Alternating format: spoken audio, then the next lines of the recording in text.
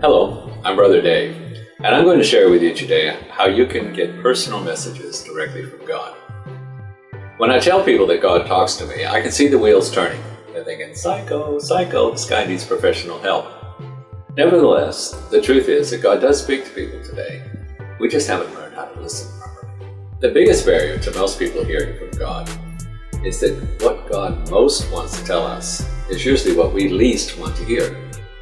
Have you ever noticed in the Bible how that when God says something or when one of his angels speaks to a human being, the first three words are pretty much the same? Don't be afraid. It may be that we're afraid we're cracking up. It may be that we're afraid it's not God talking to us but some devil. But it's also quite likely that what he's going to tell us is going to be something that we find very difficult to accept. Obviously, there are a lot of loonies out there running around claiming that God told them this and that when it's pretty clear that they're deluded. And Jesus Christ meant the second coming of Christ. I am. But the same thing can happen with every way that we use to find out God's will.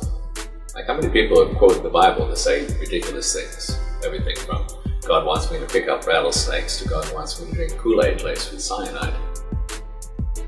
Just because there are a lot of counterfeits doesn't mean we shouldn't go for the real thing. So if you do want to get something from God, I suggest that you start by asking him to kind of clear your mind of any resistance that you might have to what it is that he's going to say.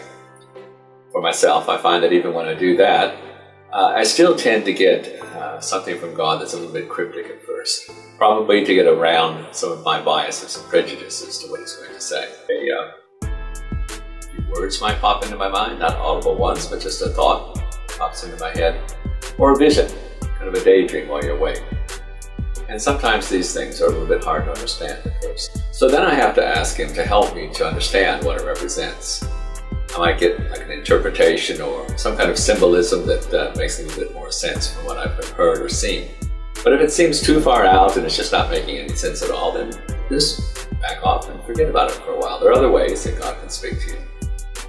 But no matter which way he tries to speak, whether it's through godly counsel, through circumstances, through the Bible, it's not going to work if you're not open to hearing things that you don't want to hear. And when we can keep our minds open, our hearts open to being changed, then God can speak much more clearly. If you've been reading my end-time video novel, Survivors, you will notice that in the 5th chapter, Irene Strait relies almost exclusively upon her pastor for discerning God's will. So when she finds out her pastor's wrong, she's suddenly in a crisis of faith. If we're going to make it through the difficult times ahead for us as Christians, we're going to have to learn how to hear from God, how to hear the things we don't want to hear, and how to accept his correction. Please feel free to comment below if you want to further discuss this subject of hearing from God. And if you subscribe to this channel, you'll be able to follow along with the end-time novel, as well as being able to access an article written by my daughter a few years ago called 8 Ways to Know God's Will. I'm sure you'll find it helpful if you're honestly and humbly trying to discern God's will for your life. I'll be back with more to say after the next chapter, but in the meantime, keep following the Lamb.